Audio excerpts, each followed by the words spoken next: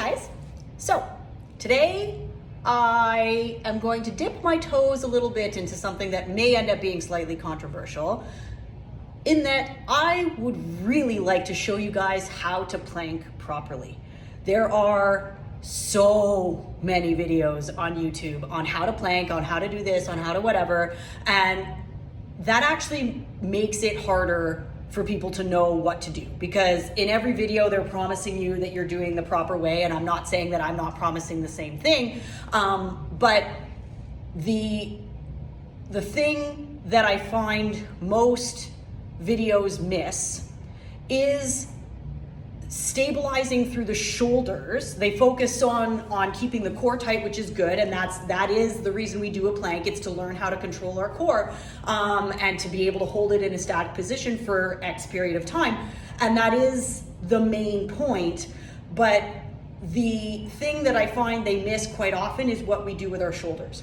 And if there's one thing that I've learned from years and years of doing CrossFit, is that in gymnastics, which is a part of CrossFit, in gymnastics, there is a phrase, tighter is lighter, meaning that the tighter or the more stable we can hold all of the joints that are in question, the more stable those joints, the more the brain can focus on moving or controlling the specific thing that we're looking to train.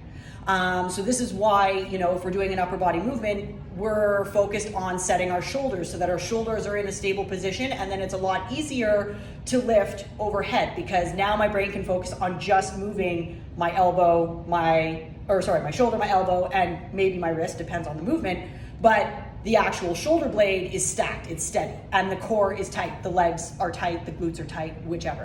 The tighter we can keep here down, the easier it is to press overhead. Now, how does this relate to a plank? We're not moving. The more stability we can get through our shoulders, then the easier it is for our brain to really focus on maintaining that core position in a plank.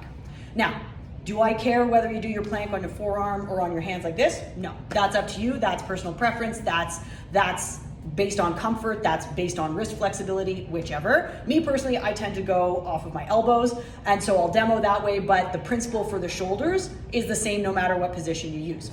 So, the key point behind doing a plank is that we are looking to activate the serratus anterior. Now, the serratus anterior is a complicated muscle that we don't ever really train individually. It's really hard to train individually. But if you do want to know, you can look for my serratus up and over exercise, because that's an exercise that I've developed specifically to train that muscle and to rehab it or to activate it prior to working out.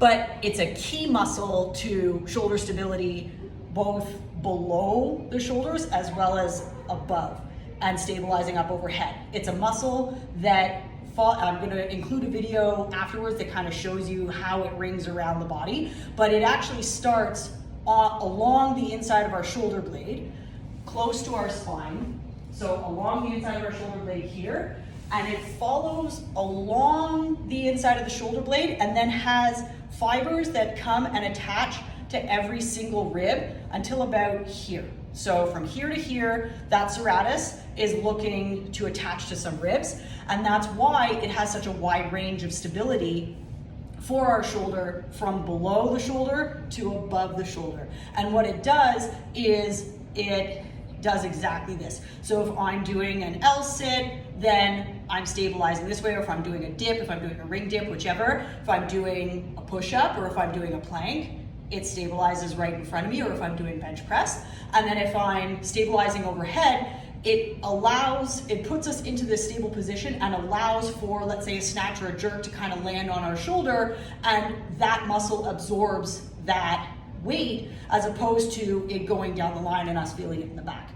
So it's a key shoulder stabilizer, which if you're doing a plank, why wouldn't you want to make sure you're also strengthening that muscle? Now, the other thing about the serratus anterior is that it actually It's part of a fascial chain which begins in the rhomboids, which attach the shoulder blade to the back. So the rhomboids then kind of bleed seamlessly into the serratus anterior, which bleeds to the front and actually interdigitates. So it kind of wraps fingers like this with the obliques. So oftentimes when we are doing a bench press, if we feel our obliques engage, then we know we're doing it that much better. In terms of a plank, activating that serratus anterior now means that our obliques are working a lot better. And then our shoulders are stable and our brain can focus that much more on stabilizing the core because it's already getting, no pun intended, a helping hand from the serratus anterior. So, without further ado, how to plank. At first, when you try this version of a plank, it will probably feel a lot harder than what you're used to.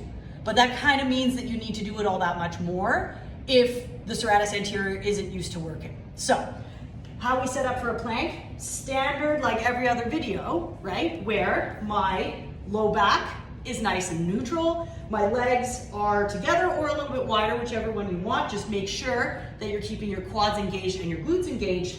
And then what I add to that is this angry cat position, okay? So now I'm in this position, my shoulders are nice and engaged, my elbows are locked out, and then as I go from here, which is how most videos would show people how to plank, they just say, okay, keep your shoulders active, if they say that at all. A lot of times they'll show a version where people are completely sunken through their shoulders, and then I get patients coming to me complaining about neck pain. And then best case scenario, most videos will say, okay, keep your shoulders active, or just kind of stack your weight over your wrists.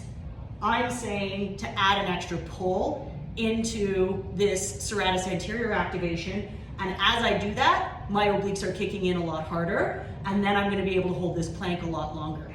If I want to do version on the floor like so, it's the exact same thing. I'm still looking to pull my back away from the floor and be able to hold my core in this nice active position, and then notice that I can do all of this while still talking. That is the key to being able to do a plank. If we can't talk, it means that we are using our diaphragm to brace like crazy at like 100%. And that's not exactly the point of a plank. The point of a plank is to teach our bodies to use our core while we still move around and while we still breathe. If we are always bracing to 100% in our core to the point where we can't breathe, then we're teaching our body that that's the only way our core can be active. And then you go and you try to do some squats, and sure enough, you kind of marshmallow or Gollum at the bottom of your squat because you haven't trained your body to be able to stack and hold while moving other joints. Other than that, planks can be really good to help alleviate back pain and whatnot, but they're not something that I would do as my sole form of core exercise.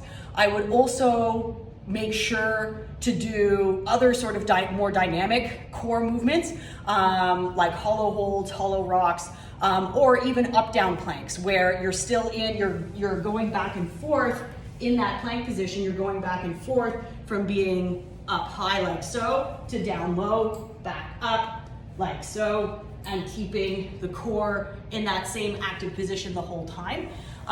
Because, as I said, part of having a strong core is making sure that it works when you're moving, not just when you're sitting still. And doing static planks all the time teaches your brain that the core works when you're not moving. And we want it to be able to do both. So even with those up-down planks, I'm still looking to keep that serratus anterior active, but I'm making the task a little more difficult by switching from the up position to the down position.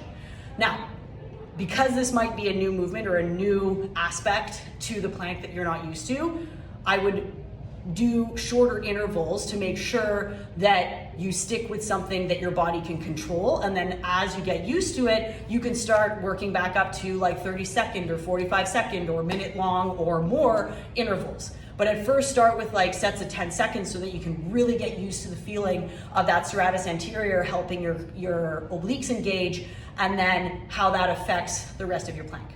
If you have any questions, message below or send me a DM. Thanks.